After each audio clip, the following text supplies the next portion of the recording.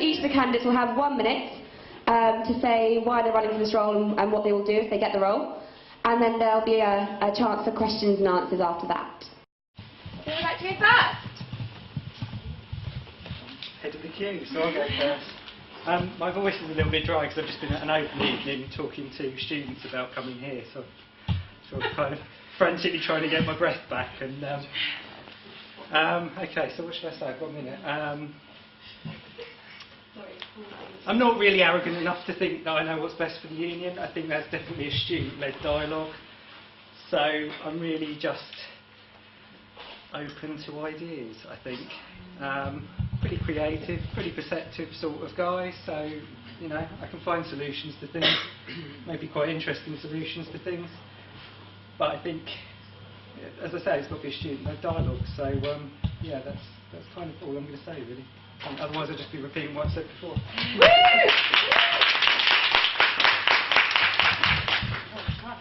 Right. So I guess I go next. I'm not really going to repeat myself because I think most of you already heard what I have to say. I'm Maggie, hopefully you know this by now. I'm running for VP Academic Affairs. I'm the current VP Academic Affairs as well. So some of the things I want to achieve, hopefully you read my manifesto as well, but if not, I want to create more networking opportunities for course reps and for school reps. I want to keep extending the library opening hours and the studio opening hours. And mostly I want to listen to students, because I think this year I've been pretty good when it comes to acting upon what students have raised to my attention.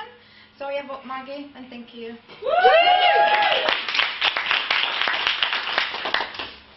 Okay. Just start with that. My name is Kudra, 5th year architecture student, technically 6th year. I'm running because I want to make the student experience efficient. Okay, I've had a very, very difficult time while studying university, completing my course. And I think I do not acknowledge the causes for why it took me so long to finish the course. And if I'm elected, I will make sure that I lobby for all the resources that you need in order to succeed.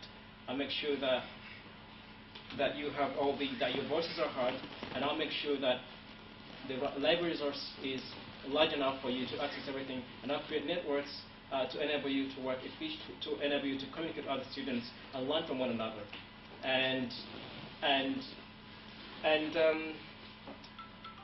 Just to make your academic... That's time. Okay. Thank you very much. Alright, so I haven't any questions passed forward, so please write them down and get them to me. Okay, first question, and we will have Dan first. Can you name the #1 change you would make to improve the lives of Falmer students academically? What do you need? I studied here for 3 years. I had an amazing time. I love this campus. From my point of view, and that was a few years ago. At the moment, I'm studying at Moulscombe. So, yeah, what do you need? Tell me what you need, and I'll do it. Woo! Or I'll try. Anyway. Well, I think having in mind that most of the students here go on placement, so we have education students, we have nursing students, and one of their main issues is that they either can't find a placement or they don't get enough support in doing their placement. So I think that would be one of the main things I would try to tackle, because this year I've seen a lot of complaints from students that they're not getting enough support or there are just no placements for them. Obviously, I'm not going to create placements, I'm just going to make sure that they get enough support. Woo! Can't remember the question. Name the #1 change you would make to improve the lives of Falmer students academically. The #1 change that I would I'm based at Moulscombe. I don't know much going on at Falmer, but what I would like to improve in Falmer, just to mention, I only come to Falmer to use the gym. what I would like to improve in Falmer, student life in Falmer, is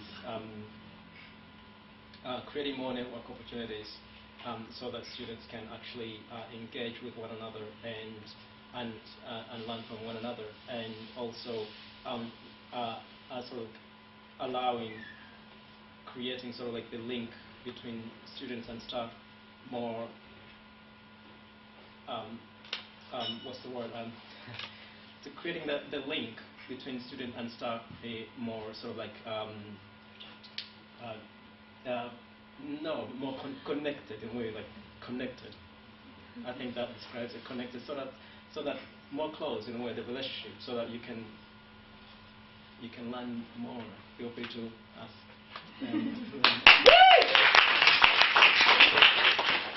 Okay. Next question, and we will have Maggie first this time, please. Give us one good reason to vote for you. Okay.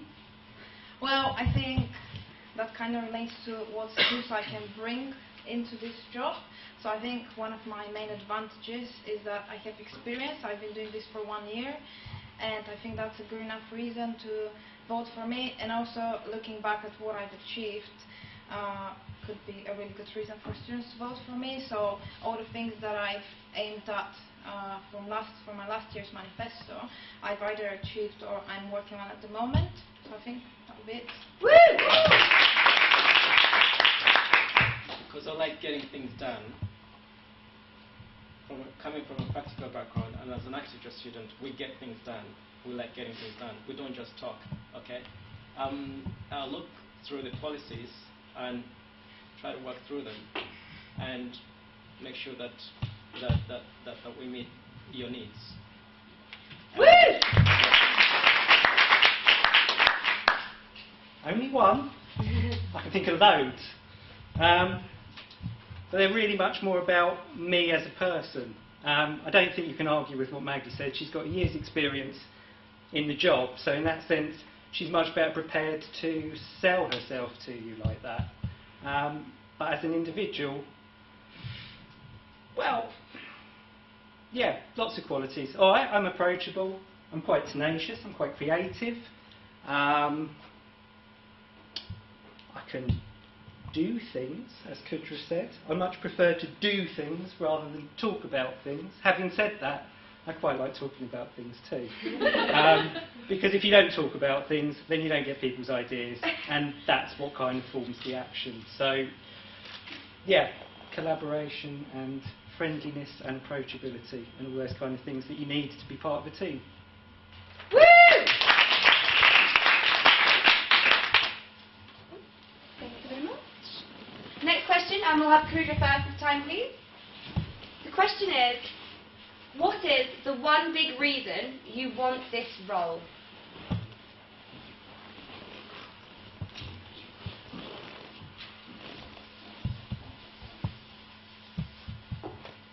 The one big reason. The one big reason you want the role? Is so that I can basically, I should have just, because I'm final 5th year, I should have just gone in practice in architecture firm. But I decided I want to stay here because I care about your education, and because I understand the frustration a student can go through if they're not really having that great connection with their studies, and if they're not receiving all the support they need. And I myself went through like a lot of problems, right, which are not worth mentioning right now, but and I think your education is really, really important, and making sure that actually you get what you need in order to succeed both here and ultimately afterwards when you go out in the place of work. Woo!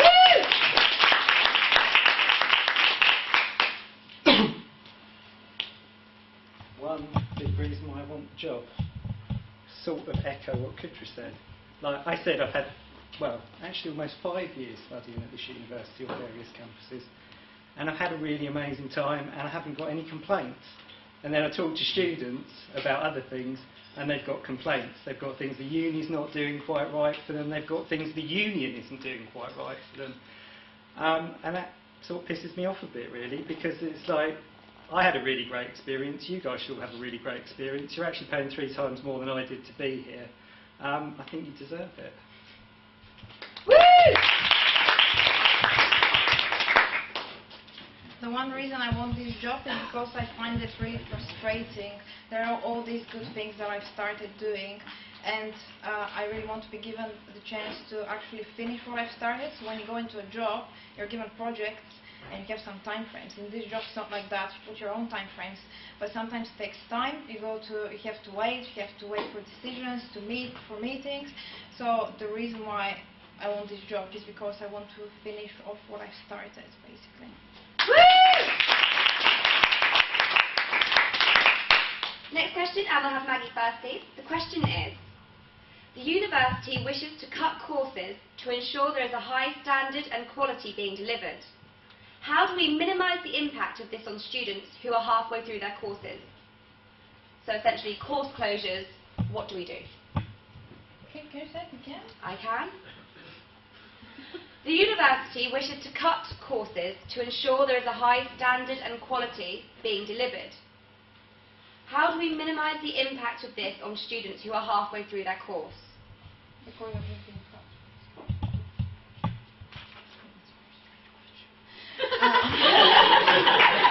I'm sorry. Well, basically, I think if the university decided to close course, then that means that either there is not big take-up from students, or that probably the course is not being run very well. So I'm guessing if the course is closed, it's either not going to be put on again, or that it's just going to be changed completely, and it's just going to come with a new name and a new course. So I think in order to minimize the impact on students, it's actually to make sure that we keep on talking with students that are on this course, so that we ensure that the issues that are happening we're aware of, and we bring it to the attention of the university.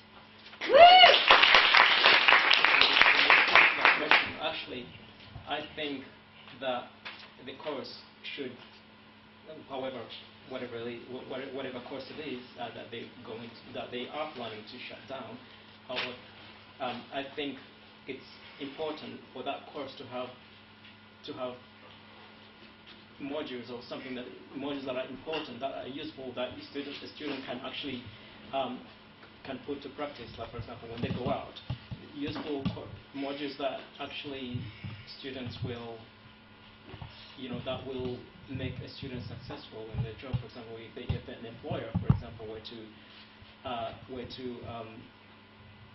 sort of to read the student's resume, they would, in a way, be attracted to what they are reading because of what the course provides. So, regardless whether they're closing it or not, I think the course we have to make sure that the course actually is beneficial to the student.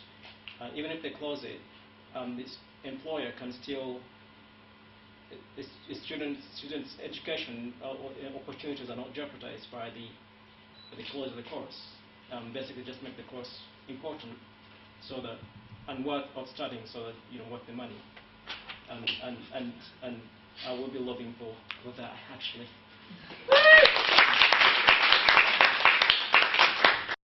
It's a really hard question, because it's like you're talking about specifics, and you're talking about university policy and budgets and things that at the moment I don't know a great deal about to be giving specific answers. My first instinct is fight it, because it's really unfair. In the event that you can't reverse the closure of a course, then I suppose the next thing is to mitigate the damage to the individual. So that's to look at ways that you can transfer them to other courses, other modules on other courses that mean that they still get more or less the same experience that they signed up for, but just with a slightly different delivery. I suppose ultimately the union can do as much as it can to try and stop the uni closing courses, but if the uni wants to close courses, I don't know. Can I just I don't know how you stop them, because they're a law unto themselves, aren't they, really? Which is why you need the union to try and stand up for your rights and stop them doing that. So, as I say, first instinct would be to fight them. Second instinct is when that's no longer an option, look at ways that you can mitigate the damage so that the student still gets what they deserve. Just to add on to what I was saying, because from experience, for my bachelor's, I took a course called architecture with architectural engineering. But that course, I did notice that my old university where I studied had stopped the course. They had in a way integrated it with the BA. It was no longer called architectural engineering. But then the skills that I gained from that course, the structural, scientific kind of stuff, the skills enabled me, were very, very attractive to employers, that they would prefer to employ students of my qualification than actually from the BA, Bachelor of Arts, than a Bachelor of Science in architectural engineering. So. Woo! Thank you very much, everyone. We're on to our last question for academic affairs. The question is, we will have Dan first, please. What is your slogan, and why did you choose it? I wrote something down, but I don't actually like slogans. Slogans are bullshit. They're for people who have the talk but don't walk the walk. It's one thing being able to talk a good game, but at the end of the day you've got to play it. And I don't personally think slogans count for a lot. So I don't even remember what I wrote now. I think it was along the lines of your vote mattering, which it does, actually. And I stand by that as a statement, but 2 fingers up to slogans. Woo!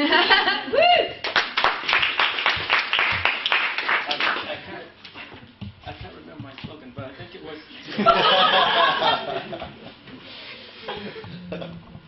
but I think it was to give you the ultimate university experience. And why did you choose it? I chose it because obviously it's so that you can have an enjoyable experience and a very academic, informative experience, so that because I really want something about it. Okay, great, thank you. Woo! I do remember my slogan. So I kind of have 2. So first I came up with Be Savvy, Vote Maggie, but then I was like, but I don't really give people reasons why they should vote for me. So then I went down for a convincing voice, make Maggie your first choice. And the reason why I chose this was because obviously, as I said, I've been in the role for 1 year, so I wanted to kind of say something that doesn't say re-elect me, but kind of says I have the experience, and that's why people should vote for me.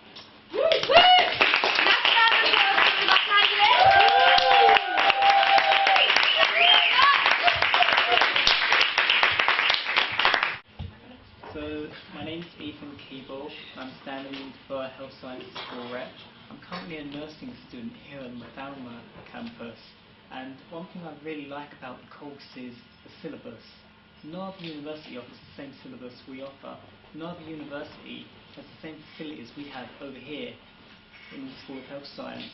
We have 2 sim rooms open to all students on this campus and other campuses if they book them. Now, the reason I'm standing is because I believe I can be the link between those at the top and the students, you see. I'm already the school rep for a cohort of 90, and I feel their voices are being heard, and there's been no complaints to date.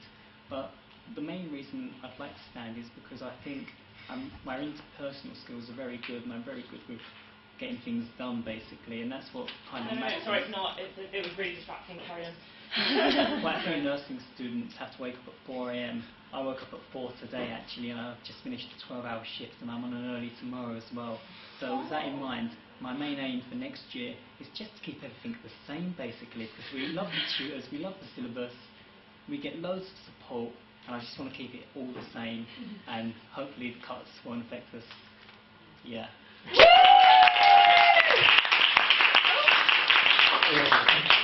Do you want to answer any questions? Are there any questions If there for are our... questions. Okay, one from the floor, Bliss. Yeah. I'm really jealous of your course. It sounds amazing. It is an amazing course. What would you yeah. say the top 3 things that make your course so good? So the top 3 things are the flexibility of placements. I heard someone say, I won't point fingers, that there aren't enough placements. They try very hard to facilitate us all. There are hundreds of students and the patients are amazing. I was in ICU today, and I got to see an abdomen be opened from sternum down. It was an opportunity of a lifetime, and so that's one of the things, just the opportunity, the placement opportunities. The second thing is the staff members. We are so lucky to have the staff we have. Some staff even stay after hours. They're not being paid just to do extra anatomy sessions, and I don't think there's a lot of people out there that would actually do that, like unpaid, but they do because they believe in education and they believe in us, and they want to produce better nurses that go out there and say, I'm from Brighton, and they're recognised for that, and that is what's happening in the workplace, and that's the third thing that's good about Brighton. It's becoming prestigious because the nurses it produces are so good. We're going out there into the field and we're being recognised for what we can do, and that's really good for job security. Awesome. Guys, right, so next up we've got our candidate for Vice President Wellbeing. Can I welcome you to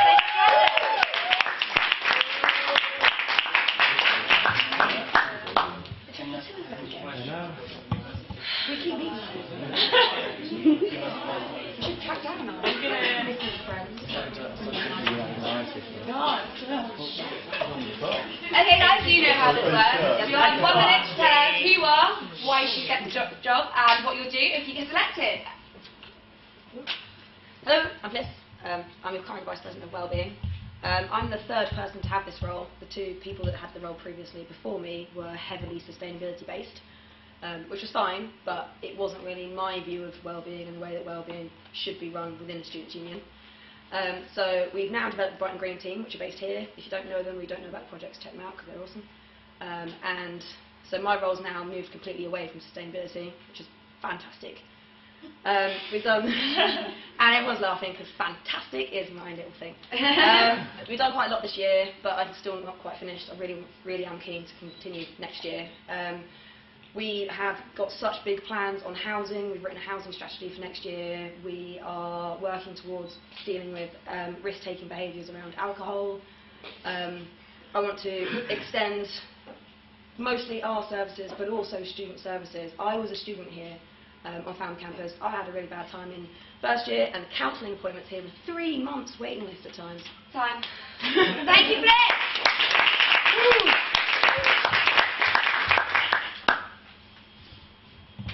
My name's Anthony. I am the LGBT+ officer for the union this year. I study in Hastings.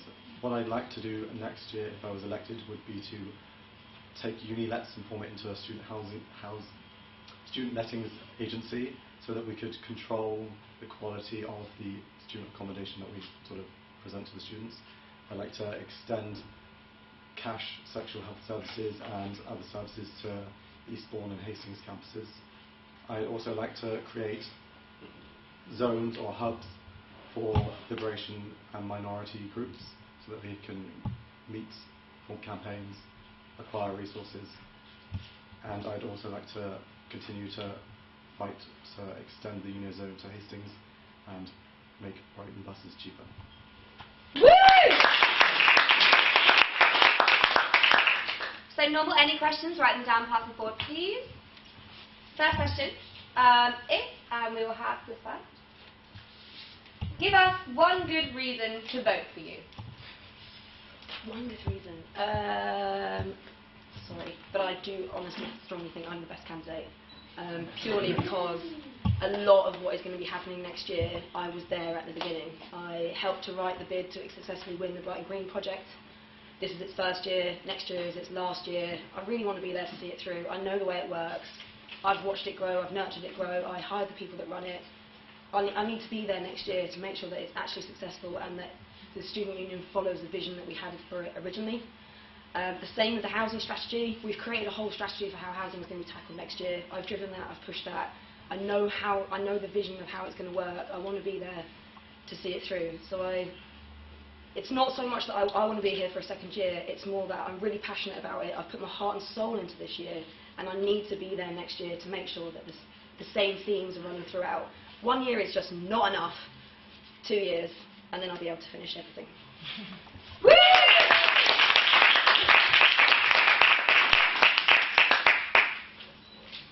I can't say to have this as experience, unfortunately. What would make me a good candidate? What am I going for? One good reason.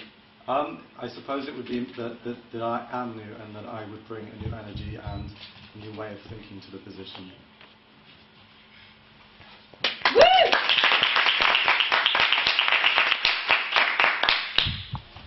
Okay, next question. We'll have Anthony first, please. Should sustainability be 100% paid staff driven? Sustainability.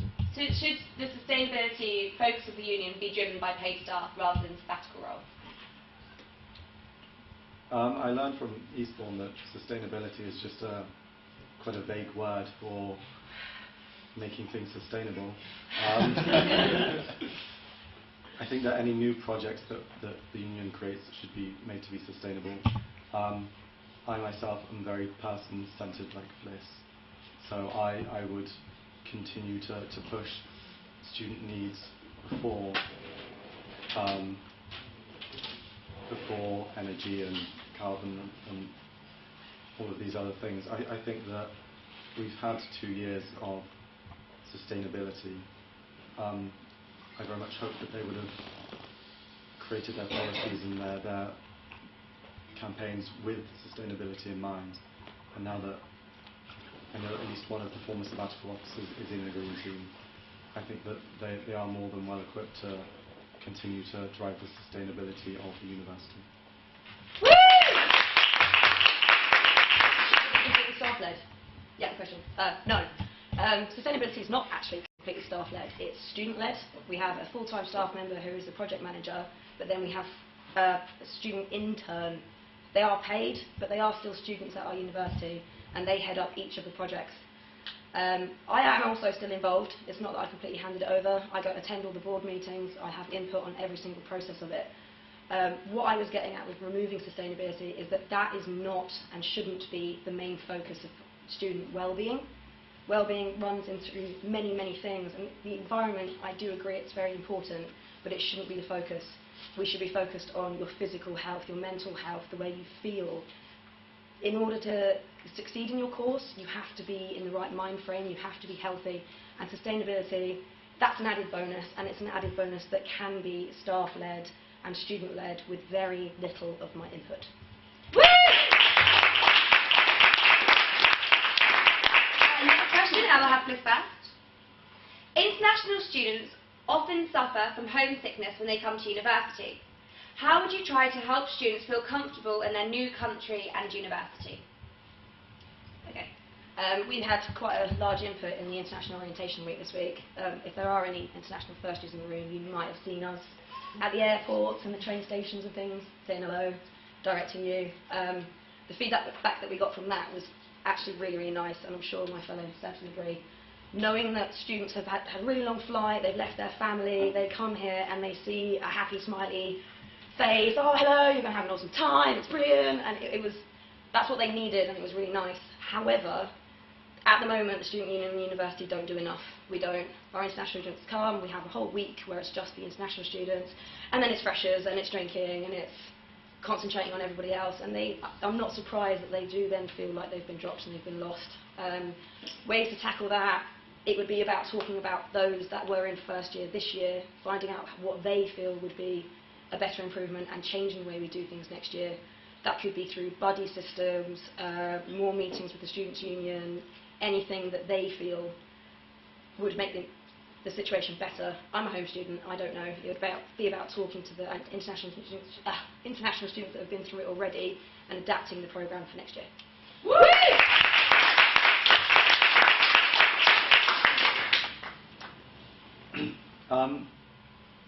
I'm aware that in the first week of International sort of Freshers Week, they all come a week before the rest of the home students. They all get taken around the university, they get introduced to the city, they all bond and make friends, and generally they all tend to stay together because they've made friends with the people that they've met, because they've all had these journeys together. Something that I would like to do would be to maybe split that up a bit more. to have a buddy system, to have a scheme in place where students from different countries are paired with a second or third year who knows the city, who is preferably a home student, so that they can meet a more diverse range of friends, that they can make a more grounded family, so they're not kept confined in their international students sphere. Woo!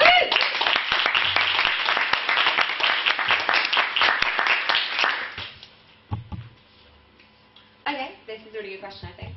And we'll have Anthony first, please. If you could...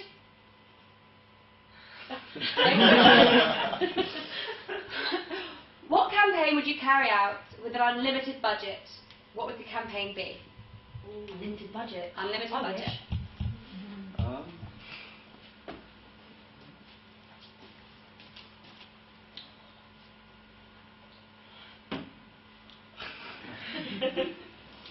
Good but hard.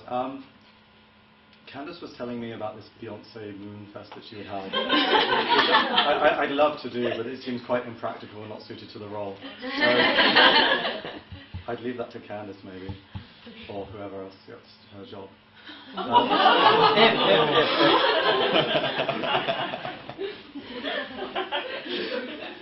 Moonfest, not Moonfest. There are a lot of private landlords within the city. This is going back to my housing thing. I'd like to sort of bankrupt all of the estates in Brighton.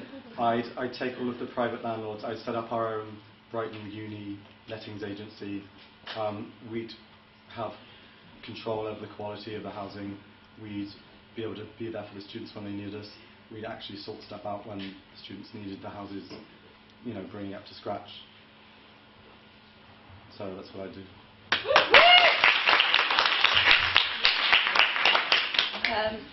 There's a lot I want to do, but I think I'd probably do one that I'm quite passionate about, which is off campus, like Anthony's. But it would be fighting the sexism and the lad culture within clubs. It's something myself and FemSoc have tried this year, but because it's off campus, it's just way out of our time and budget. So I want to get all the club promoters in the room, show them why they're wrong, pay for all of their new promo material, so they've got no excuse. And yeah, I think I'd probably go off campus and tackle the sexism in clubs, because it's something that I personally just hate. So I think that's what I'd do. Woo!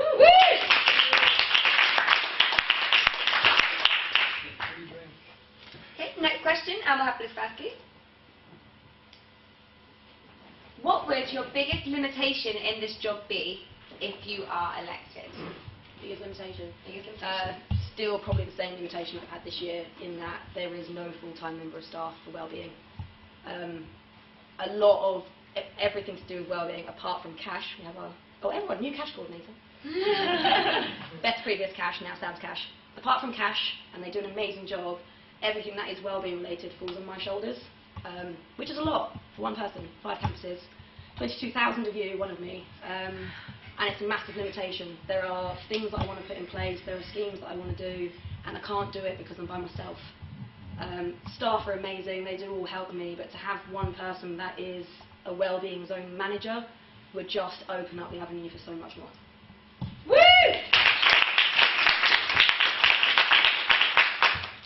Really good question. What would your biggest limitation in this job be if you were elected?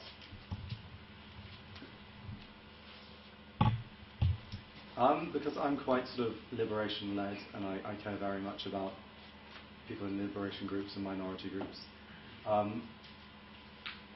What I'd really like to do is sort of fight more for them, and the biggest limitation comes from you're fighting for this minority group which doesn't earn the university or the SU a great deal of money, and you're having to explain all of their problems, all of the barriers that they come up against.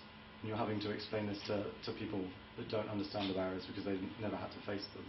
That you're trying to translate this vast group of people and a fight for all of them against this swathe of very privileged people who have got no recollection of what these students are facing. So I think in terms of my biggest problem, it would be adequately representing all of them, all of their needs, all of the time, and fighting for every single one of them. Woo! Next question, we'll have Anthony first. Question is, what does well-being mean to you and our students?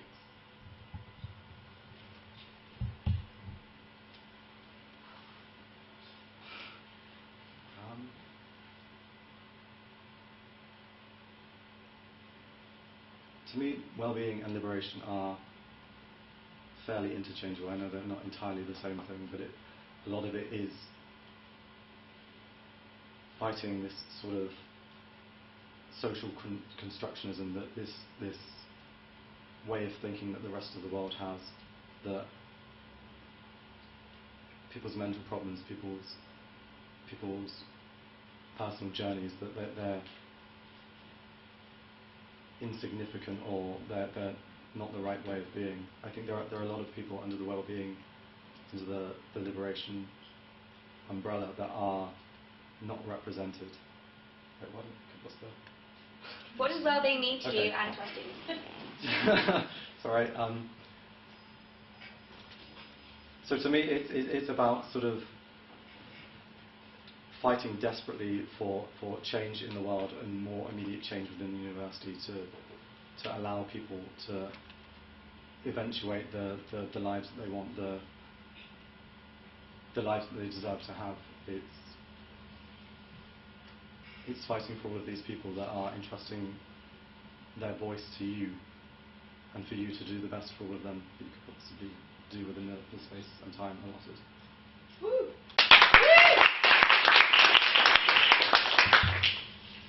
What does it mean to me and students? What does well-being mean to you and to our students? Okay, well-being to me is physical health, mental health, sexual health, environmental health, academic health, your financial health, mental health, don't know if I said that one, sexual health, all of the health, multiple health. So I would probably break down the word well-being, and it's about every single type of health you can think. To our students, it means everything. You come here with the purpose of completing a course. You can't do that if the building blocks originally aren't in place. Social scientists in the room, Maslow's hierarchy of needs. You have to have all the bottom steps before you can reach self-actualization and become who you want to be and succeed in life. So well-being is very important to our students. If you're not feeling great, if you're living in a hole, and generally things are getting you down, then you're not going to succeed. You come to university in order to do that, in order to get your course. The least we could do is put everything in place for that to happen. So well-being to me is the most important when it comes to retention and your course. People always see my role as the least important, but to me it's up there with President. Woo!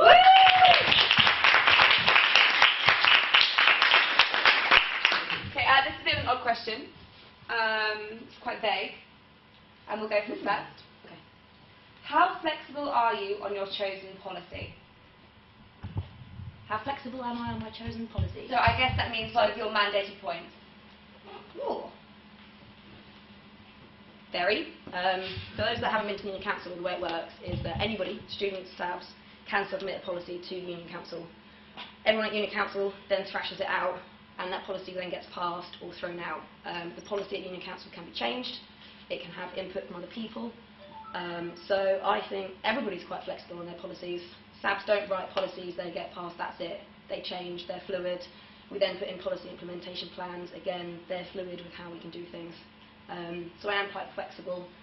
I'm very rah-rah and passionate, but I am also open-minded, and I will listen to others' input. And if I thought that I was going down the wrong avenue, I would talk to others, as I have done within my role currently, where I think I'm on the right track, but I'm not quite sure. I speak to students, I speak to staff, and we tweak it. Woo!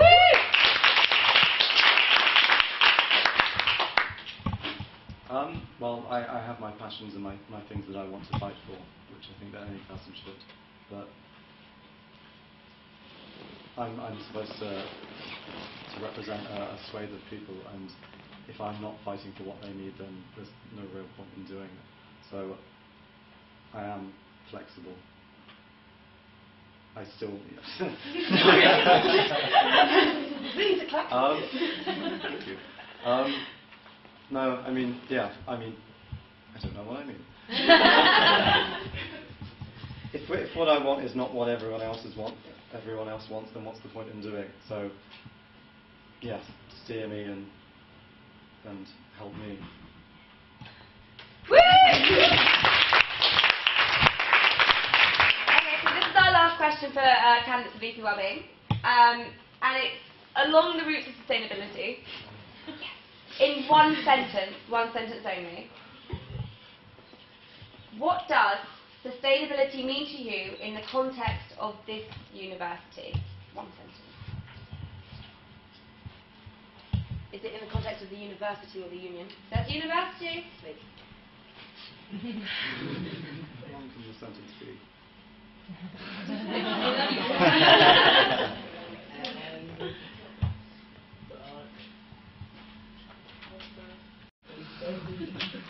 Additionally, however, on the other hand.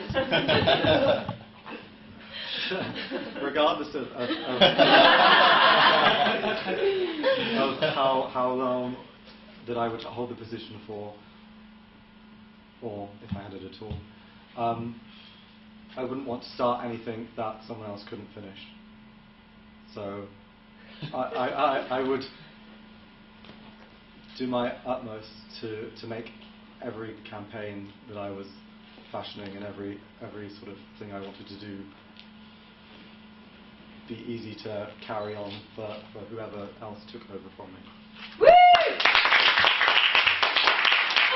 What does sustainability mean? I think it meant sustainability in terms of The university. carbon footprint. And, But you can take it as you like. You can take it as you like. You took it one way and just take it another way. the university feels that sustainability is the most important thing in the world, and it would like to win lots of silly awards at the detrimental effect of its students' own well-being.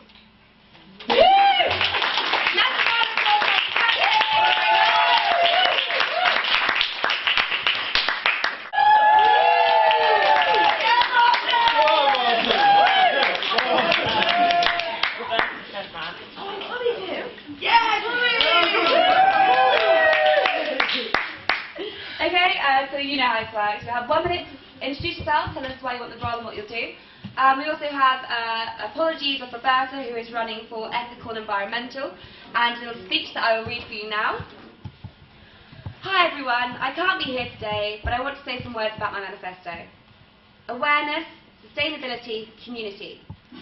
These are the main points of my campaign. I will also I will review the policy to find new objectives. I will promote Brighton Green Project initiative, but I will also improve student community with car sharing schemes and idea boards corner. I will build up community gardens in the university and alternative workshops with special guests. And if you want more, just say hello to me and we can talk. Be the change you want to see. Thank you, and again my apologies for not being there today. Roberta.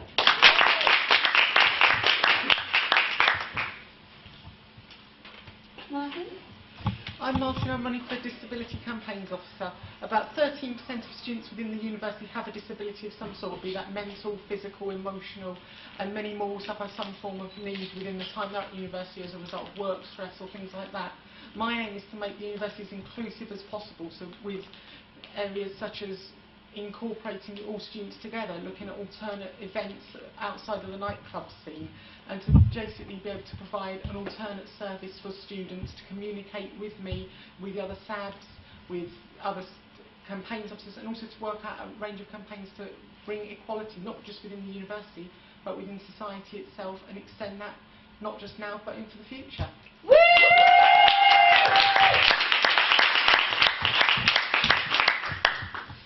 I'm Chloe, I'm rerunning for the Welfare, Health and Housing role. This year with Paul and Fliss set up the visiting housing workshops for people moving out falls. I think I'd like to do them again next year, maybe make them a time where more people can get to. Recently started looking into the doctors in Brighton with the university, consistency with services across all campuses and timings for when people can actually make the doctors. So I kind of want to see everything through and make sure it gets followed along. Do we have any questions for our campaign officers from the floor? You don't have to write it down, Fliss, you can just say it out loud.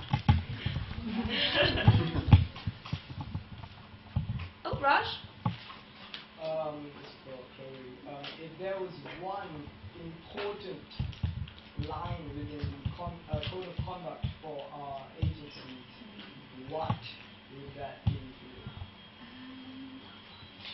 you?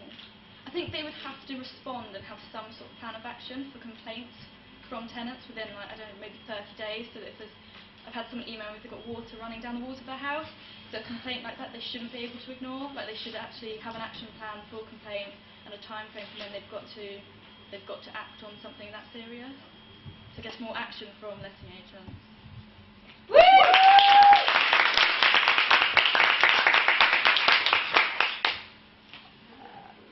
For both of you, name one quick thing that the union, so not the university, that the union could change to make the lives of the students that Martin you're covering and all students for you better. So one small thing the union could change. For me, it would be developing the studio here and also places like the Starting Gate in Eastbourne and the Copcroft area in Moulscombe, just put on a range of events outside of the club scene to provide, especially for students with disabilities, a safer environment where they can socialise, develop as people, but in a more controlled environment, maybe less noisy, and that they can be able to cope in.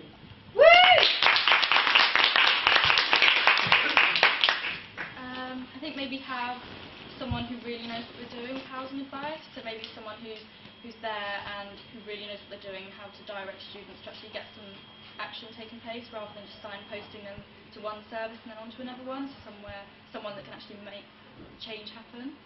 Yeah. I've got a question for Martin. The question is, Martin, if you could only choose one thing that you could change, what would it be? The main thing I'd like to change would be the accessibility of activities for disabled students. I think, as I said before when Chris asked the question, just there isn't that accessibility with it mainly focused on clubbing, especially with freshers and just generally throughout the year. It does isolate a lot of students with disabilities, with accessing to clubs or just around the university itself. I'd like to be able to fully be able to say that disabled students are able to be a full part of the university life and not feel like I felt a lot during freshers when I couldn't meet a lot of people because I was too nervous or too anxious to go out to these loud, noisy places, and just be able to say that everyone has that right to socialise and make friends and enjoy university the best they can.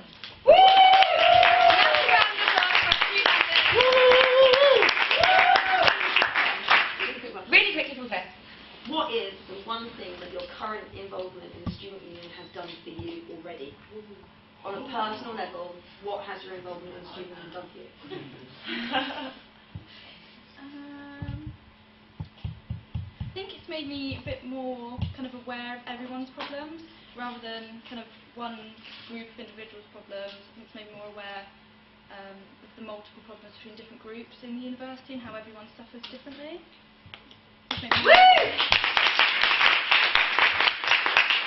Probably for me, the main thing it's done is actually helped me within the university and just helped me actually, be honest, stay at the university. I was really nervous. I didn't feel past it up until I really got involved with the student union.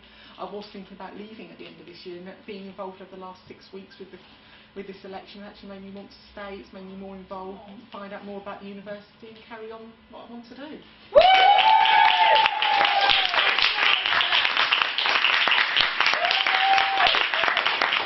1 minute to introduce yourself.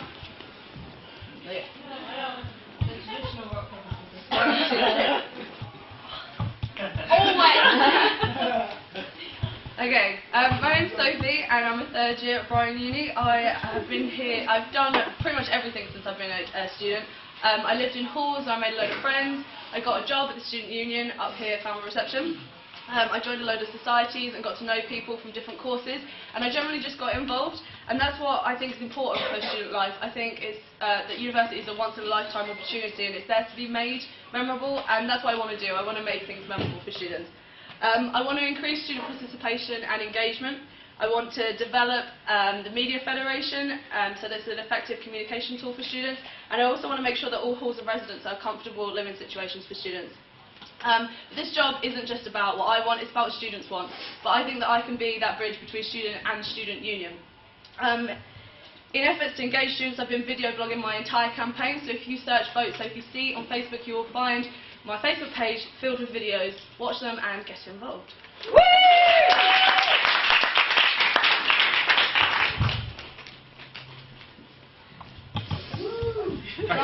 So if you want to learn about everything that I'm going to achieve this year, hope to achieve next year, look online. But in the meantime, me and my friends wrote a song this year, and I'm going to perform it to you. Some of you might know it. Brighton Union forever, a dream of you and us together. Say you believe it, say you believe it. Free your mind, push liberation. Be yourself and be patient. We can achieve it. We can achieve it. Building memories you'll remember. Festival, festival. This year is the year. And I become one.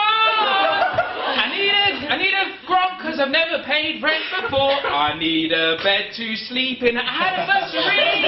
Now I'm back for more. Spend it in a yes, you drinking. Set your spirit free. Stay chlamydia free.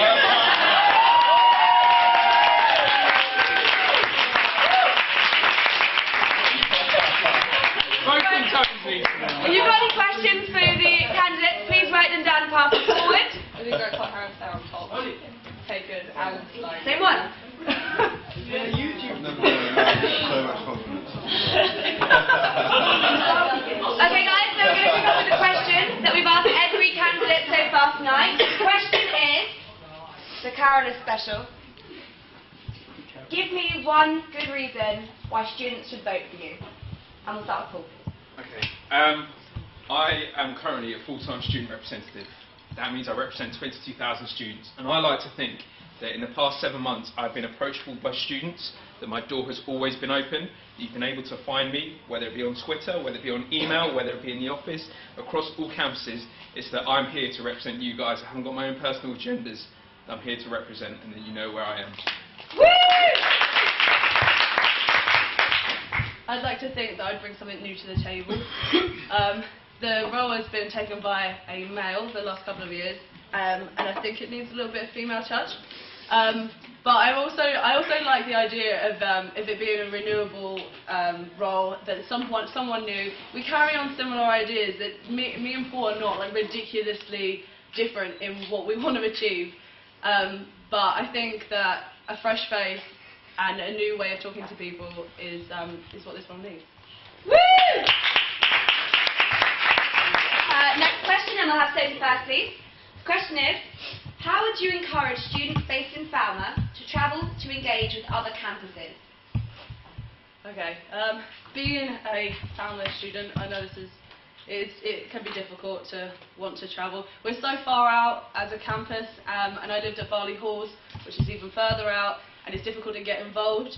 But I did join a lot of societies that were based at like Morecambe campus, or the things that happened in town, and it got me more into the town itself. And because I lived so far away, I didn't know a lot about Brighton town itself as a first year, and I think it really helped me being with societies and learning things more about Brighton town itself. And I think I'd like to do exactly the same for Eastbourne and Hastings, whether that be encouraging students to join societies within their own campuses or other campuses, because I think it's all about learning about the space that you're living in. Woo!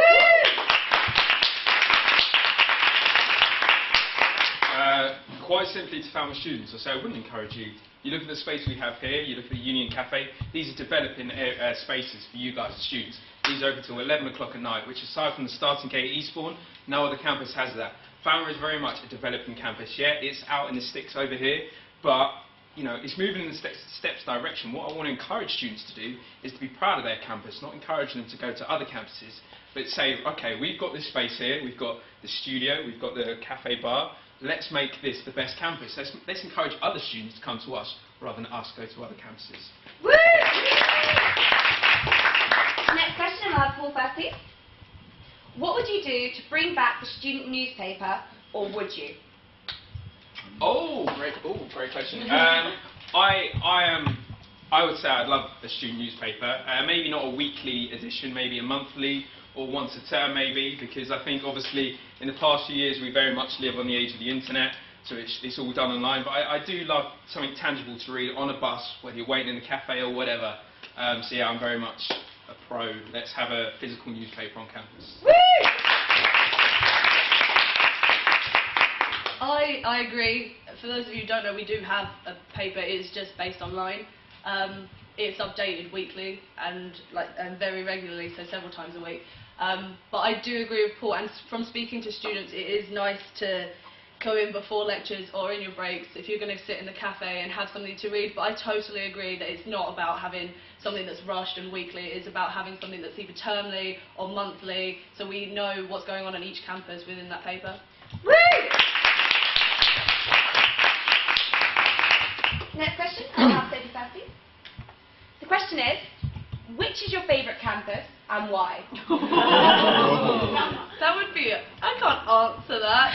I know Falmer the most because I've been here for 3 years, but I've visited Hastings, Eastbourne, Moulsecoombe and Grand Parade in the last week, and they're all so unique. I can't just pick one. I mean, I know this campus very well, but I would not pick a favourite campus.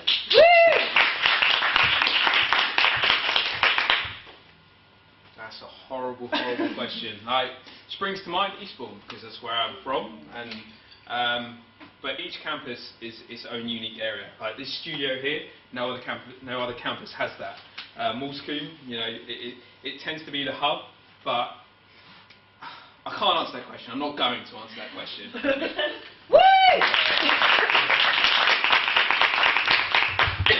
On a regular basis, and they inform me of the direction we should go. The work that I know about Brighton TV is fantastic. Obviously, we've got a member of Brighton TV here with us, and we had done at every question time. They're at Dance Rivals. I think they're fantastic. How would I make Media Federation better?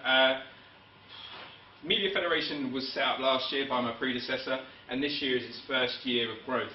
And I think it's on a continued journey that's taking baby steps in the right direction. That's why we have a media coordinator, because I'm not a media specialist, and I don't claim to be. I take advice off people, and then that's how we move it forward, just taking the steps and learn from mistakes, because I think that's the best way, or the best thing we can do.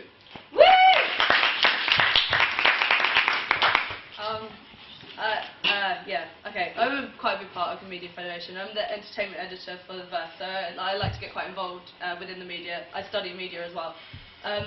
In terms of SUTV, they've had an incredible growth in the past 6 months, and they've done so much with different student union events, and I know they've been trying to do their own student-run shows as well, and I'd really like to push that, but I think the basis of this is awareness, and I think a lot of that stems from Freshers Festival. The last Freshers Festival, each stand from Media Fed, so the Burst Radio and SUTV were nowhere near each other. And that is something that needs to be worked on. They need to be together, they need to be seen as a unit so that people know where to go to get their media. Woo! Do you have any more questions from the floor for our two candidates? Where's the fun questions? Everyone has fun questions. Well, last time we got Disney ones. Yeah. You have to work as part of a team. What's your favourite team and what would you bring to that? Oh, fictional or just general team? Fictional could be. Oh, okay, you're up first.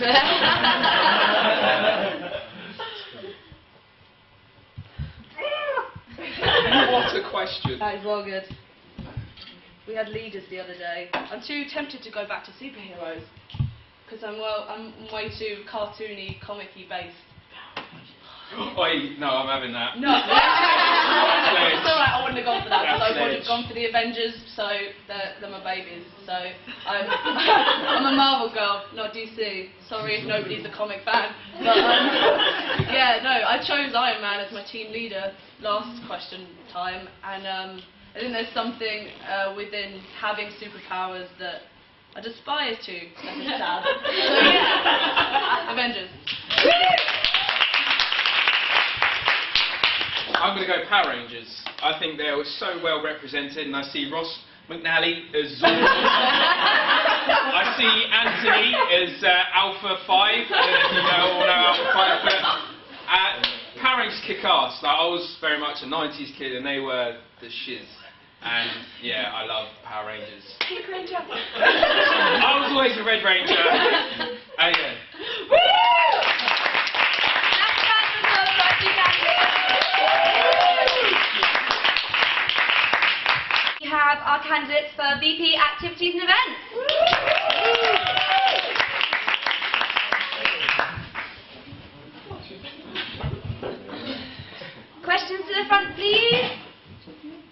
you get that one? I gave you.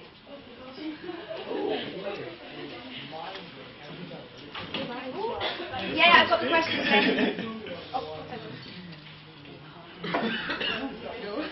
Damn it! Alright guys, you all know what's going to happen. But I do have a couple of speeches here, one from Christina Popova and one from Aloisa. Let's go first. And do you want the countdown timer or is this better? No. Countdown. Yeah. So glary. Okay. My name's Sean Roberts. I've been the secretary of the climbing club for the last year, so I have a little idea of what Holly has to do day to day. I've also been working in that office in the SU reception for the past 2 years, so I have a good understanding of what the SU does and all the events they hold, and I love to get involved in all of those. Some of the things I'd love to do if I was elected would be to have more varied events that aren't based around drinking, more daytime events and that sort of thing, and have having more cohesion between campuses, not necessarily having events that people have to commute to, but having individual communities that can communicate with each other.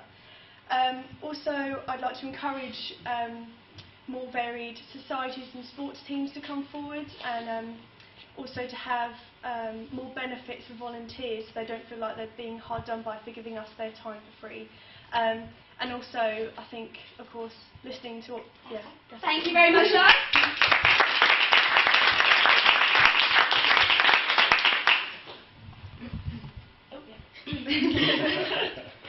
Hi, I'm Marvelyn. I'm running for activities and events because I want to build on the success that the SU's already seen. I want to do this by widening accessibility, widening participation and increasing inclusivity by embracing all of our liberation groups and by supporting our societies who want to put on events themselves. I want to get students more interested in RAG and make it easier for them to take part. I went on a RAG challenge last year and it was the most phenomenal time of my life. But it's really difficult for some people to do that because fundraising targets are in like the £2,000 bracket. So by having like alternative options, lower fundraising targets and shorter durations, it will make it easier and more interesting for some students to take part. I also want to increase the consistency across all of our 5 campuses. I also want to increase the help and communication within our societies and between our societies. But more.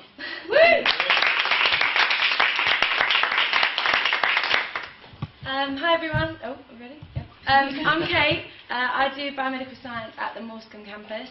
I've also been part of the dance squad for the last 3 years and was social secretary last year, which helped me gain experience running events and working with the SU and Holly and all that. I've also worked in this university gym down at Falmer and at Morecambe for the last 2.5 years. So that's helped me get involved in the activity side of it, understanding sports and societies, what they need, what could be improved in that area. Basically, if I was elected in, I just want to focus on bringing everyone from all 5 campuses together and basically making events so that it makes it easier for people that aren't based in Brighton to have nights out and other social events that aren't based on nights out. I also, for societies, want to get more availability of funding, want to sort out something for their transport and introduce Sockfest, a chance for every student at the university to try out every society that we have on offer here and set up their own if that's what they want to do, in the way of sports and facilities.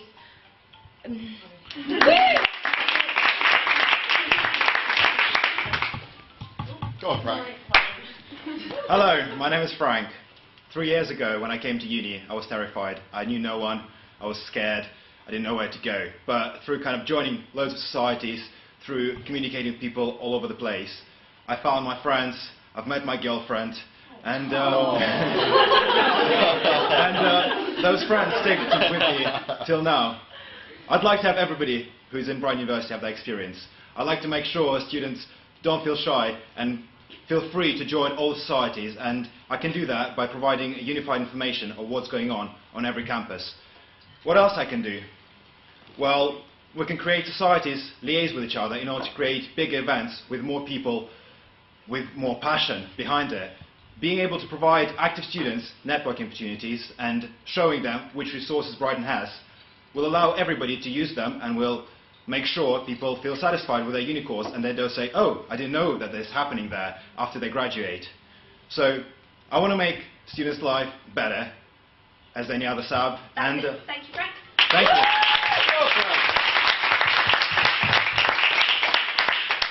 Hi, I'm Jess. I'm from the Eastbourne campus. I study events management. Instead of kind of going through my manifesto and doing all the points like that, I think a lot of you have already heard everything I have to offer. So instead I'm going to go over what 3 things I think makes me best for the position.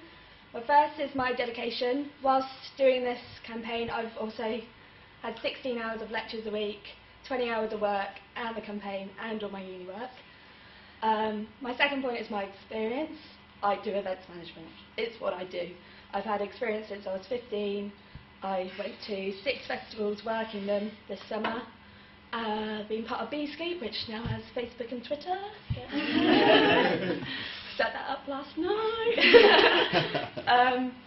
And yeah, the third point is obviously my points in my manifesto. I have big ideas. I want to get them out there. I want to get all the campuses involved. Basically, what everyone else has said, we all have really similar ideas.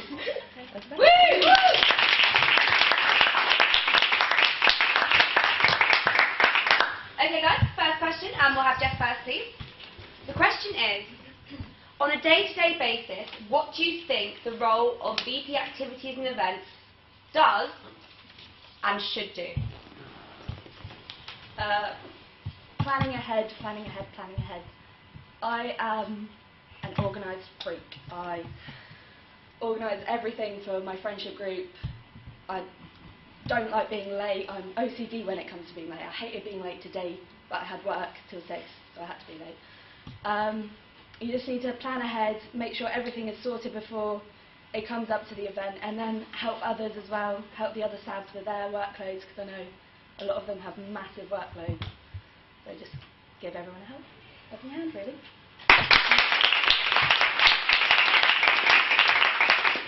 Can you repeat the question? The question is, on a day-to-day basis, what do you think the role of VP activities and events does and should do? Well, one of the main important things is overseeing everything that's happening that active students are leading. Being able to show them the way and being able to know what's happening and who's responsible for that is one of the things you can advise to students. On the other hand, you need to be able to actively encourage students who aren't active but are willing to be, to show them the way to do what they want to do. Apart from that, making sure all the facilities are available for sports, for societies, there's space, they can have it booked whenever they need to, and they can have access to it.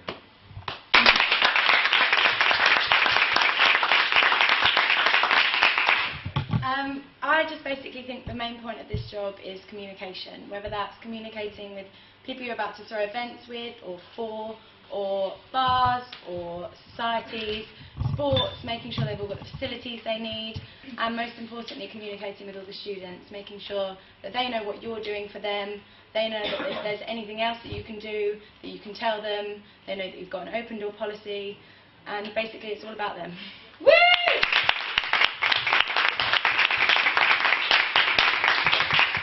Can I read the question again? Yep. On a day-to-day basis, what do you think the role of VP activities and events does and should do? On a day-to-day basis, what I think activities and events does is just keeping on track of what big project is coming up next.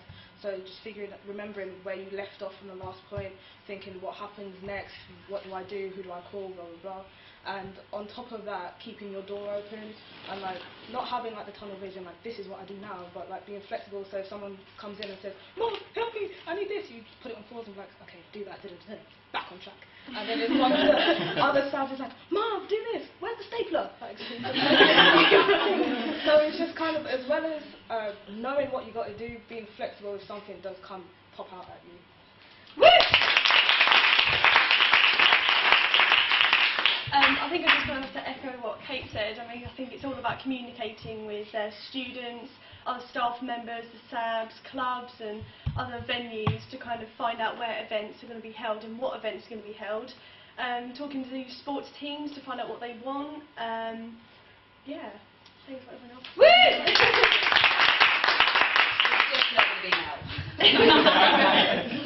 But we do quite often have to track down the stapler.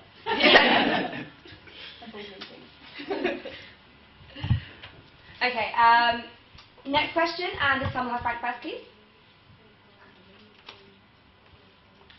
What does inclusivity mean for you, the role and your manifesto points?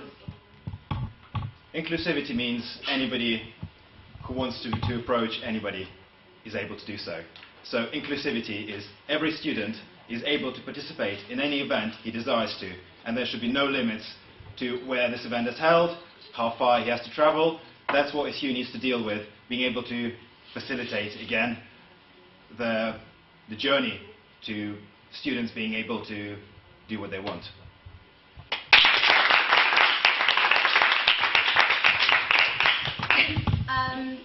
Yeah, what Frank said really, I think inclusivity is about getting everybody involved.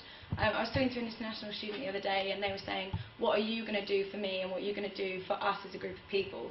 And I just said, why does it have to be you as a group of people? Why can't we all just do something as a big happy group? I know that's kind of me saying happy families, but I genuinely do think that if everybody got together, everybody went to the same events, as much as that is possible, I think we would all get on like a house on fire. Woo!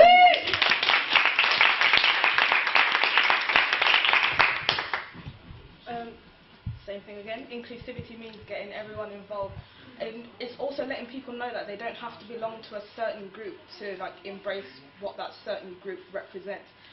In a way, some people hear like varsity, they think, oh, sports, but you don't have to play sport to support sports and to embrace sports. You see what I mean? And it applies like everywhere as well. So that is inclusivity.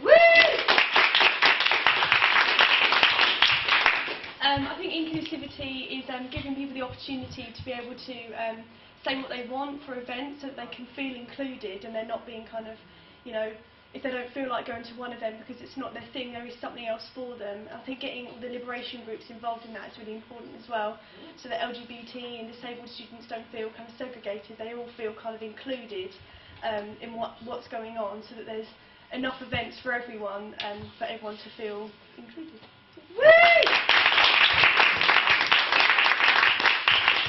Okay, next question. Jess. Oh, sorry, Jess. My bad. Inclusivity, I can't even say the word. It would be about bringing all campuses together. For me, being from one of the campuses outside of Brighton, feeling excluded from the University of Brighton is a big thing for our campus, and I think it is about bringing together everyone, like everyone else has said, but not only societies and groups, but also campuses. So more a broader word.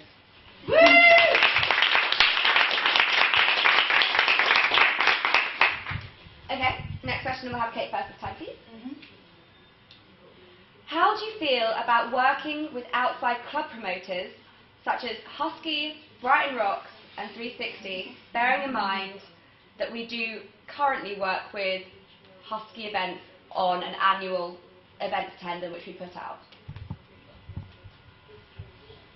To be honest, I don't know that much about it because I'm not actually in the role.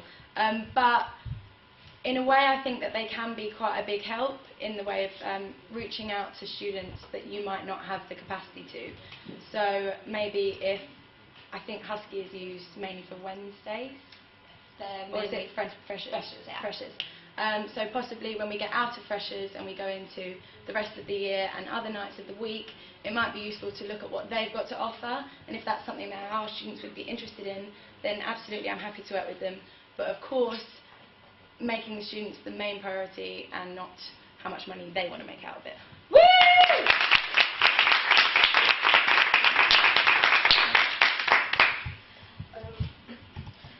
Can you read the question? Of course I can.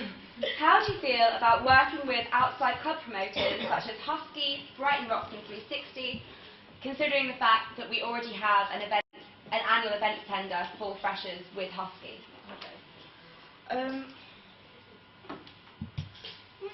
I feel quite willing to work with these promotion companies as long as they kind of know this is your job, this is my job, this is where we overlap, and this is our agreement and this is how it's going to work. Even if we have to write a contract, get it signed, and like have other witnesses involved, do you know what I mean? Because I've worked with Brighton Rocks in the past and sometimes things get a little fishy. So I'll be willing to do it as long as everyone plays their part and it works out well for the benefits of our students.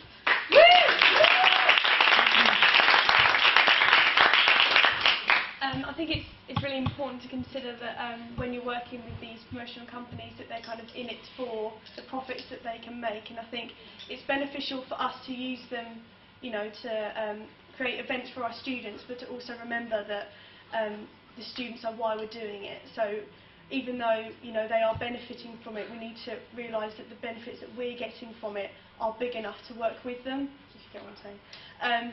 So yeah, I think I'd be willing to work with them as long as there were kind of clear boundaries and making sure their promotion isn't too sexist. 'Cause that's, if I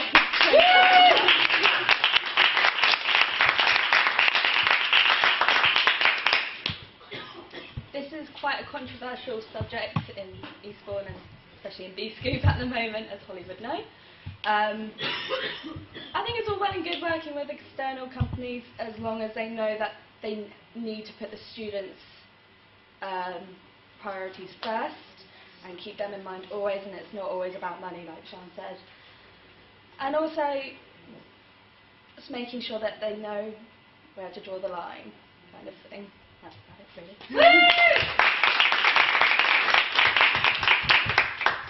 There is a demand for the services those companies produce. Some people like clubbing, some people like live music, and as we said, inclusiveness for everybody. I've worked with Husky Events on the Freshers. I helped them set up events in Brighton and Eastbourne, and sometimes they can push a bit too hard. And as a sabbatical officer, I want to make sure that that doesn't happen. That where we only get as much as the students need and not anything more. There is no need to push it harder than it needs to be. If there is a certain amount of students who want to do it, they're welcome to it. But there is no point trying to make other students join that culture.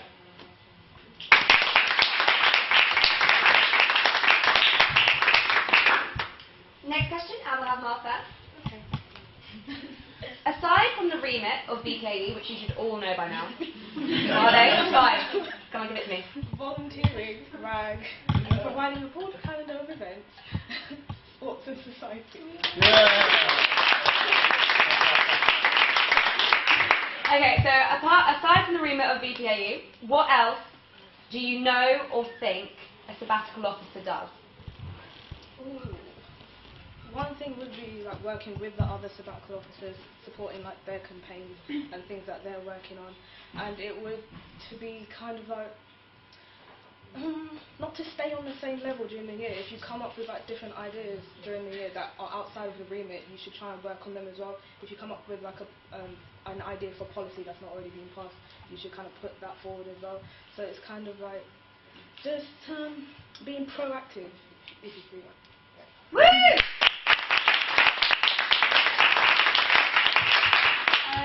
I think outside of that it would be communicating with the students to find out what it is they want from your job title, I think. So, you know, if they want, you know, more events, that's great, that's in your job title. But if there's something else that that kind of falls in between titles, find somewhere for that to be kind of fit in. And I don't know, I think just communicating with other SABs and other campuses, really. Yeah. Woo!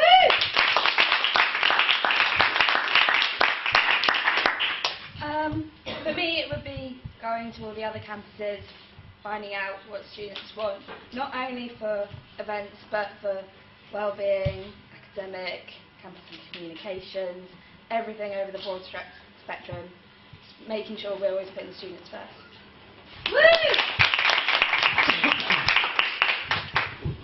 Anything that can be outside the 5 things can technically be included in one of them. But the thing is, though, we're doing. It's not the sabbatical responsibility is not just for their role, but for the entire student union. Whatever your ideas are, and by talking to students, by identifying the key points, you need to be able to stimulate their growth across university. Thank you. I think other than what everyone else has already said, working with the SABs, communicating with all the students, I think just doing those little odd jobs any way you can just makes so much of a difference. From, you know, no job would be beneath you in this role. Going for a coffee with a student if they're having a hard time, getting in touch with someone even if it's a bit out of your kind of way, then I just think anything you can do to help other people out would be good. Woo! Question from Mr. Mark Curry at the back. It's been my, as this is the last question time, it's been my privilege to be the key contact for the Vice President Activity and Best candidates, and the 5 people on stage are the other 5 candidates. And I just want to say to all of you, it really has been a privilege to be your point of contact from the student union staff over the course of this election, and I wish you all the very best in the next 7 days. Money is always an object. Okay, it's always an object. But if money was not an object, a bit of a fun question. So if money was no object, and you could put on an event for the students at the University of Brighton, okay, what would it be? Bearing in mind, some of these candidates have now answered this 3 times. So you can keep it the same if you like. It doesn't have to be different now. I realise that's running out of ideas quite well. And we will start with Sean. Okay. Okay. Last time I thought that was kind of my best idea, which is probably like a boat party / cruise. Like it starts in Brighton, and you know we go around to Eastbourne and Hastings, and everyone gets on by helicopter and whatever form of transport you want. I can make that happen. If there's no money's no object, I can make it happen. Go around the Caribbean for a bit. I don't know, like just. And of course, on a cruise ship, there can be loads of different events going on all at the same time. So, you know, there can be live music and clubbing and, I don't know, like circus tricks. I think whatever you're into, it can be on the boat. So, yeah, that would be what I'd do.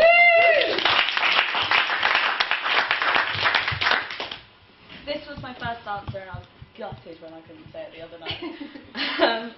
As I mentioned earlier, I'm a festival junkie.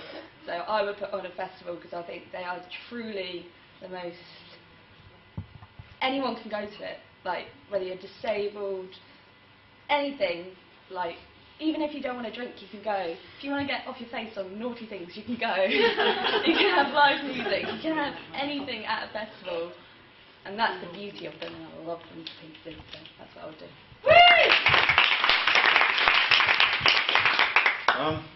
Putting activities together is a lot of effort, but as always, the money is always an issue.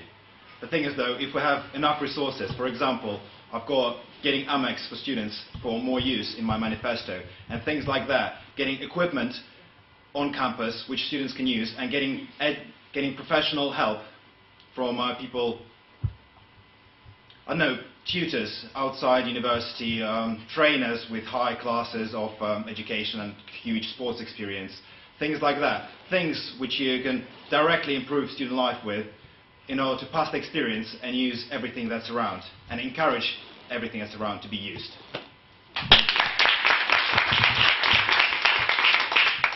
Yeah, I said this at the last one too, but I quite like it. Getting every single student to tell me what they would want to do that's on the top of their bucket list, and making it happen for them, whether that's a skydive, a bungee jump, riding a camel, riding a zebra, whatever you want. I don't know if you can do that, but make it happen. And then after that, getting everyone together, having a massive party in just the biggest place in the world. So Woo! As it's last question time, I feel like... Oh, Mum, it's always you, Mum, I'm so sorry. Mine would be, again, Total Wipeout meets Takeshi's Castle.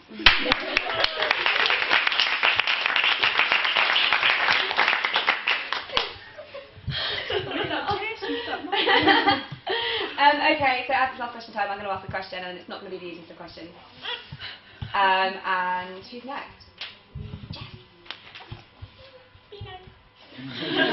What are the 3 different roles of a sabbatical within the union? So the sabbatical officer, we've had questions about the day-to-day life of the sabbatical officer, answering emails, responding to student inquiries, planning ahead. But obviously you are there in a wider capacity. Obviously the issue's a charity. Yeah. So there's 3 main roles, and you can just guess. Okay. Not breaking Supporting the students, raising awareness, Making money, maybe? Woo! Being a point of contact for anybody. I had something in mind, I left it. Left it behind, yeah, should have stepped up. Being a point of contact, being able to facilitate whatever happens, and encouraging students to do more. Yes, this is a total guess. But basically working for the good of the students, making sure that you at least break even, maybe, because for a charity you don't want to be losing money. That's not good. Oh God. And I did think that Justice One was good, raising awareness of what you do, why you're there, and how the students can use you. Woo!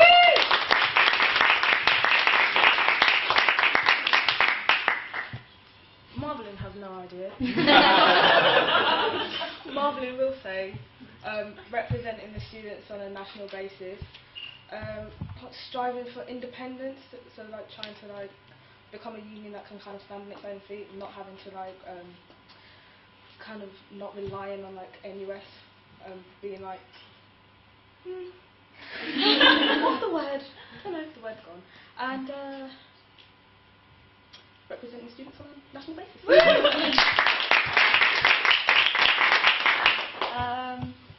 I'm going to say representing students, widening participation, and encouraging academia? I don't know.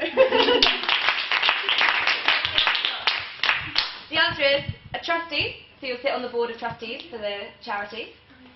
You are an employee of the union. You get a handbook and everything. and you also obviously have your portfolio, your sabbatical role. So those are the three main things that the role entails.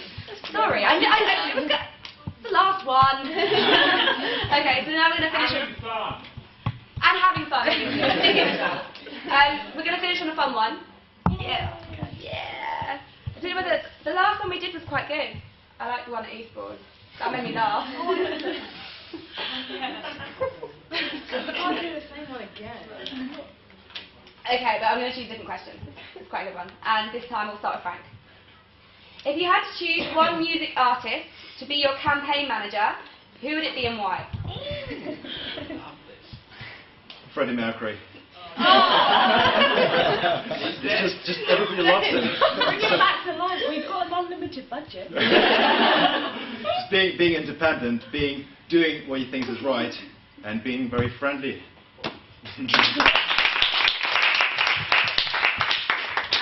Beyonce, because she's flawless.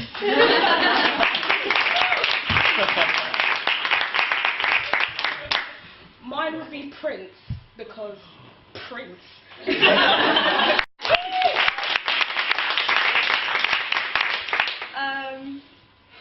Oh my god, I've just forgotten every artist ever.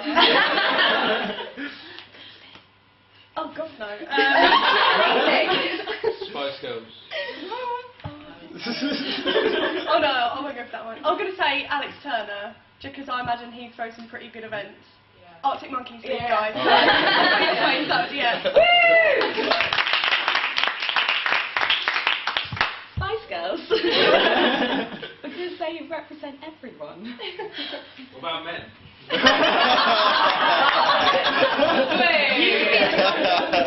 everyone, massive round of applause for all of us.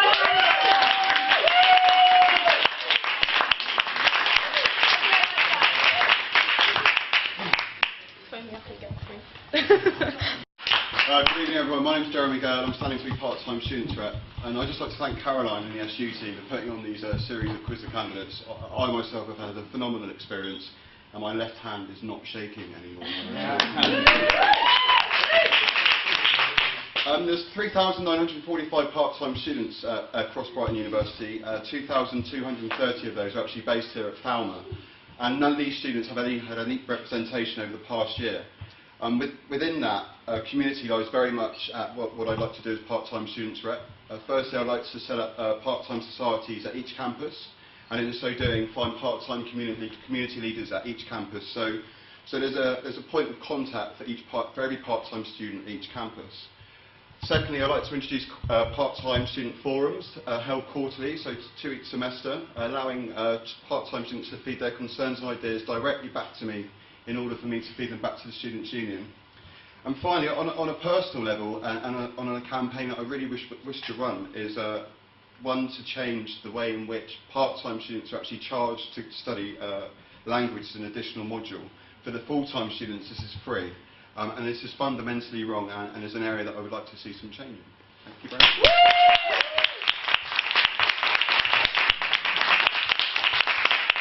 Do we have any questions for our part-time student rep? We can take them from the floor if you haven't written them down. One reason why we should vote for you. Give us one reason why we should vote for you. Okay, two. One reason. One reason. Because the only other candidate hasn't bothered to show up to any of these sessions, and I've been accountable to everyone who's been here, and he hasn't. Woo! So another question from the floor? Student fund. Your opinion. Student funds? Student fund, like £9,000 a year? Yeah. What should I know about that? £9,000 a year. Okay. Wasn't really expecting this question. Unfortunately, under the Labour government in the '97, under Blair, he introduced the student fees, which was obviously unacceptable. We had the Lib Dems who came into power with the Conservatives and reneged on their promise of scrapping tuition fees. I don't feel that there's any way of this actually being reversed. I think it can be capped at what it's at now, but I don't think this can be undone. I don't think, even if Labour came into power in next year, that they'll undo that. So I don't really know what I could do in terms of a part-time student a rep, in terms of trying to change the tuition fee setup. Does that answer your question, or? What's your opinion, though? I don't really understand what you mean by what my opinion. How do you feel about that? About what? £9,000 a year for a student. I feel it's wrong. Yes, I do feel it's wrong. It's a lot of money to pay. Yeah, I'm not really sure what You think it's wrong?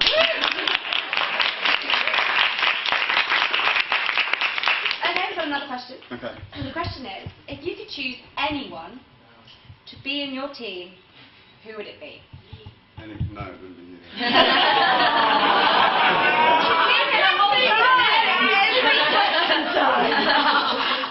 Pick me, don't pick me last. Don't vote for Jeremy.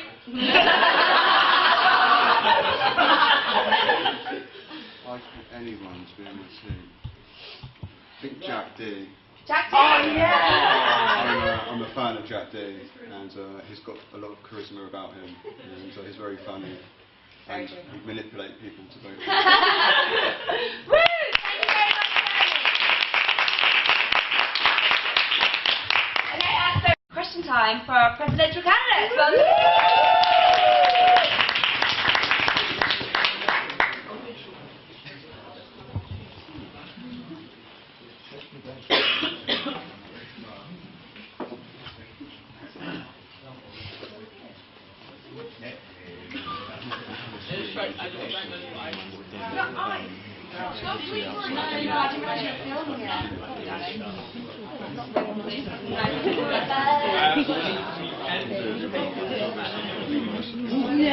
Hey guys, if you've got any questions, write them down and pass them forward. What? Let me teach you questions. Okay guys, so you're all going to have 1 minute to tell us who you are, why you want the job and what you'll do. Who would like to go first? I'll go first. Fantastic. Hi everyone. Now then. Hi everyone, my name is Andrew Serhan. I'm a law business student based in Moulton campus, Midford House. If I was to describe my election campaign in 3 words, it would be this. It's transparency, accountability and engagement. What I mainly want to bring to the union is actually greater transparency within the union to actually ensure that students are more engaged. I feel that one issue which we have is that, for instance, union council meetings, they aren't uploaded online. Making sure that happens. Look at the list of societies that haven't been updated for the last 12 months. And I think, why is that? And also the question is, how can we change that? And actually, in turn, 1 minute up, or? Oh, no, you're fine. Sorry, got 22 seconds. Oh, 22 seconds, perfect.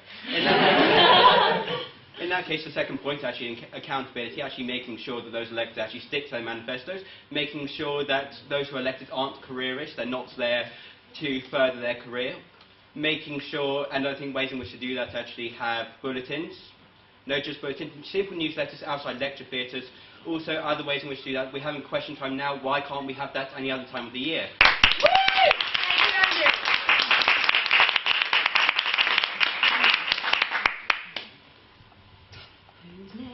Okay, Alex Cameron. I'm from Hastings campus. My manifesto was straightforward. Everything straight down the middle, no hiding. You bring the problems, we'll bring the solutions. No matter where you are, which part of the boxes that you fit into. As a leader of the president of the sabbaticals, I'll make sure that you get your answers and you won't be waiting weeks and months for them. Everything straight down the middle, straight answers, no bullshit.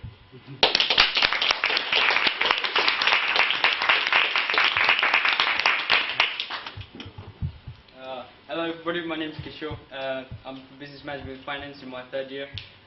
I'll be graduating next year, and I'm the president of the Brighton Students in the Police Society, and I've organised events whereby 15 universities come together into Brighton and participate in football tournament. This is one of the activities which I organise into, and also other activities which I want to organise is lots of activities where different societies can come together and partake into a discussion about what event we can organise all together, and enhance the reputation of Brighton Student Union.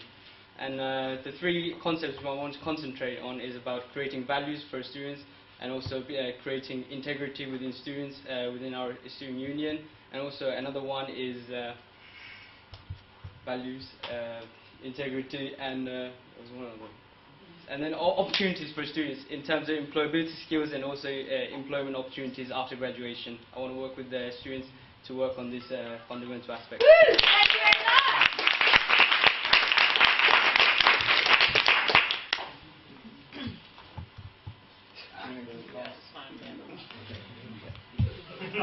Hi, Raj. The reason why I'm standing here today is because, well, full-time students are not full-time students anymore. They've got bills, and you're trying to juggle bills and a job, and you're trying to juggle your coursework and your exams, and then you try to fit some sort of social life within that. Your friends trying to get you to come out, and you're like, I've got to go to my job, but an exam. And so students are more stressed and anxious and depressed, and there has not been a big priority on mental health. So, and I'm sick and tired of hearing and reading of students who are going towards self-harm, and some even going towards suicide. So I feel this is really needed, so I vote for Raj.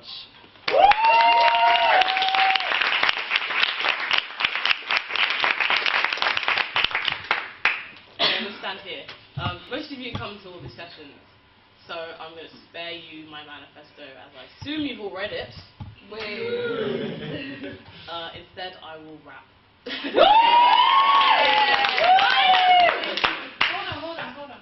No. 1 minute. I've got 1 minute.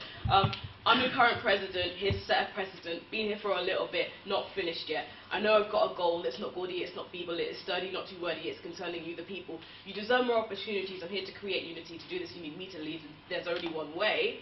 You did it once, to do it twice, your student lives are on the line. To take a chance and vote C-Dice tomorrow at 12 PM.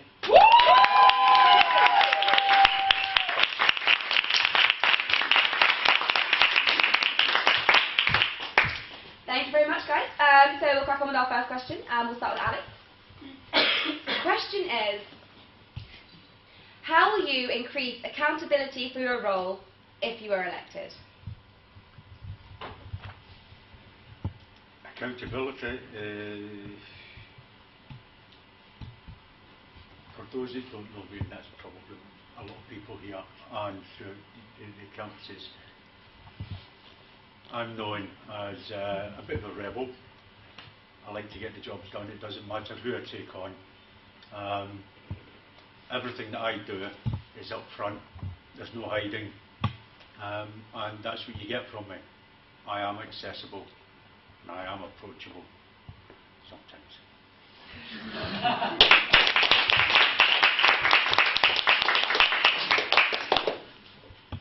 What was the question? How will you increase accountability for your role if you're elected?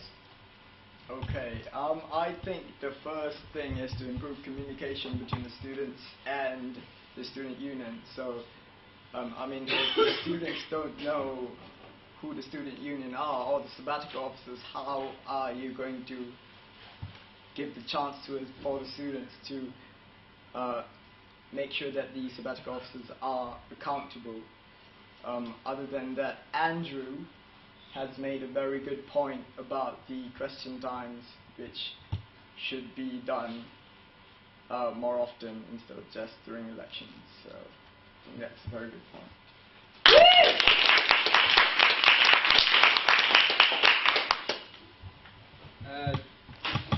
Raising my accountability for the roles of presidency, what I want to do is what I want to do is establish a good relationship between the student union itself and with the university, and also with the university students. And what I mean by that is that university are judged by the job prospect after you graduate, after you finishing a course.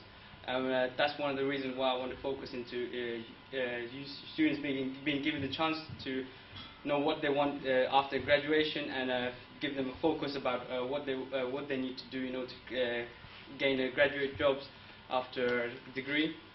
And also another thing is I also want to increase enrich the roles which the other roles within the student union has, and also enrich what the society has to play into the Brighton student union's policies for next year and strategies.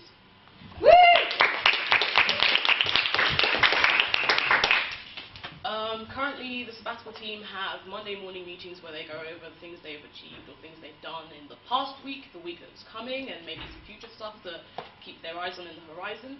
I think it'd be really great if we can kind of like compile that into a really concise, interesting blog post or any other format and shove it on a website, shove it on all of our kind of like, I don't know, communication channels, get the university to kind of publicise that as well. And then it's actually a really concise way of actually compiling everything we've done and reporting it back to Union Council. So it wouldn't just be about the presidential accountability, but it'd be about the whole SAT team. Well, I think I've said it so many of the other questions, but I'll say it again. Actually, what I want to do is actually mainly just have a bulletin, just simply something which students can read outside lecture theatres, just so they know exactly what's going on within the just to make sure they know exactly what's going on in the SU. Actually, another thing which I want to introduce, which I think is actually completely new, is that one thing students really do need is they need to vote on their confidence. In other words, if the SU isn't doing exactly what they want them to do, with a certain number of signatures, what the students should be able to call by-elections. I feel the problem is in modern day student unions, what we have so many careerists wanting to actually get out of the job market of sorts after they graduate. It's just a simple excuse to get around that, and I think because of that, one thing which we need to make sure is that those people who are elected do stick to their manifestos. And yeah, no, I'll say that.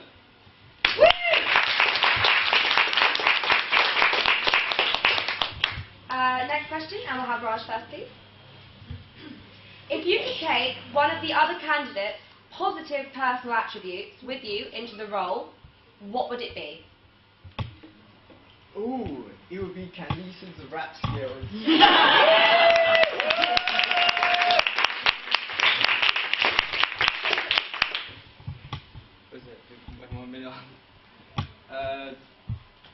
Sorry, I didn't know. So, if you could take one of the other candidates' positive personal attributes with you into the role, what would it be? to be honest, maybe take it to Andrew's role in terms of intellectual knowledge or something like that. Woo! I don't mind going next. Yeah, actually. Oh. Okay, I'll go next. Actually, I would say it's actually an easy question. I would take Alex's strong determination, actually. I think that he's very direct in how he actually approaches people.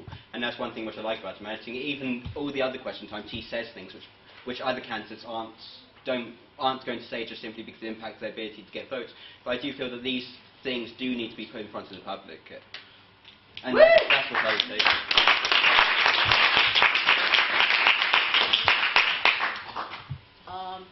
I'm going to shoot Raj a compliment, and I'd probably take this measured approach to kind of addressing issues that people kind of shy away from. I think I want to take that forward if re-elected. Woo!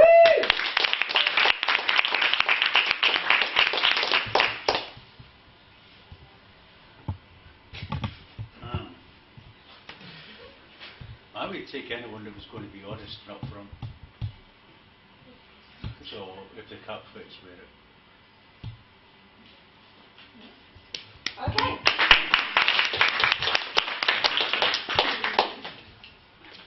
Next question, and we'll start with Kishore. If voting for the elections was only one day rather than a week, how would you spend that one day? How would I spend? Give everyone a time about what they want to see improvements in, and then see what they want, and construct a cooperative strategy for next year. Make them feel part of the student union strategy for next year, because that's one of the reasons why student itself they're not engaged into the student union itself, because they don't feel like their voice has been heard properly, and it's not just within one particular group of people. I think it should be within the different groups of people, and that's one of the go into different groups and then communicate, feedback, and then get a constructive strategy. Woo! If it was one day, sorry. Is that cool? No, yeah, Okay, cool. If it was one day and I wanted to maximise votes, does that count from 12 midnight? We're talking from 12. Okay, I'd be in a club and I'd have an iPad, and then I wouldn't sleep. I'd have a team, we'd rotate, have naps. And so we'd start in town and I'd move my way up, go to Grand Parade for their 9 o'clock lecture, hopefully be on a Friday, because it's really big, Salisbury, get 300 people, giving out my election. Anyway, I would hit them really hard because they want to vote, they just want to see you down there. And I'd work my way up the Lewis Road corridor because it's the biggest campuses. But that's kind of, I guess, my technique for one solid day, campaigning, I just wouldn't sleep. Woo! Well, I just want to actually ask a bit of clarification on the question, because you said 24 hours of voting. Does that include the campaigning period, or is it just... It's just, so we have the campaigning period, but imagine if voting was just one day. If it's voting, then that's the simple answer. What I would do is actually in the campaigning period, I spend it actually accumulating email addresses, actually people willing to vote for me. And I'll spend that one day just sending emails reminding people to vote, vote, vote, vote. Going on Facebook, actually making sure that those, if society presidents who actually have agreed to assist you with the campaign, make sure they get their members to actually vote for you. And also, just a matter of Twitter updates, sending Facebook messages. I think that we're in the 21st century. I think digital communication is a major factor in getting elected, and that's what I would do in one day. Woo!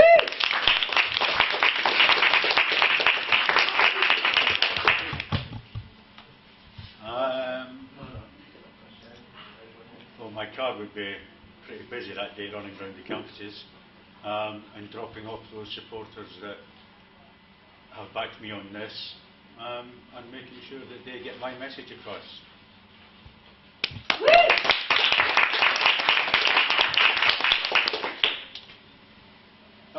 I think it would be getting loads of my friends to cover more ground, and that so you will have a few people in Hastings, Eastbourne, here, Grand Parade, and in Mouscombe, and then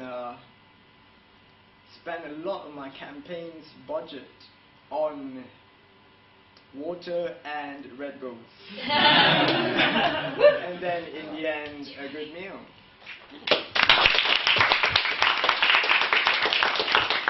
Okay, next question, and we'll have Candice first this time. The question is, how do you see the SU in 20 years? 20 years? We'll be on the moon. Legacy. I see if the direction of the team this year and you know people's work in the past, and if we keep moving in this kind of this arc of awesomeness, I see the university really listening to the stuff we've said. I see our campuses growing in size in Hastings. 10 years, 20 years from now, that'd be 30 years of Hastings. We'd own that street. That's they'd just be like, this is the campus, like everything. We'd have gym facilities out there. We'd have like a massive student union space. Eastbourne, all the residents would like us. 20 years. 20 years they'd like us.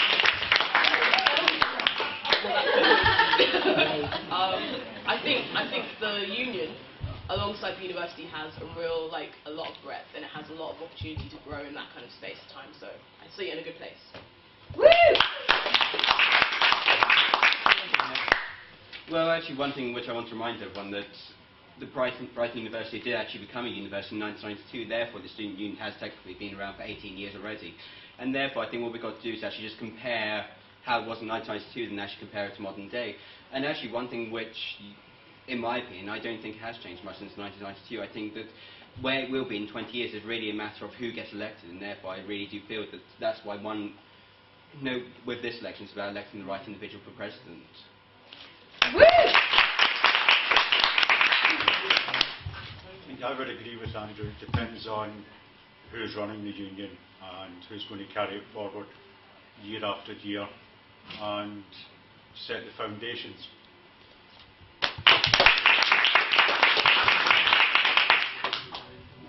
Well, I think just with the participation within the student union and the turnout for the elections, I have a good feeling about 20 years. I think that in 20 years we would probably own the stadium, and that would be the student union stadium. And that would be our building, and we would have like a club of our own. Oceana would not be there anymore. It would be Brighton Student Union Club. Woo!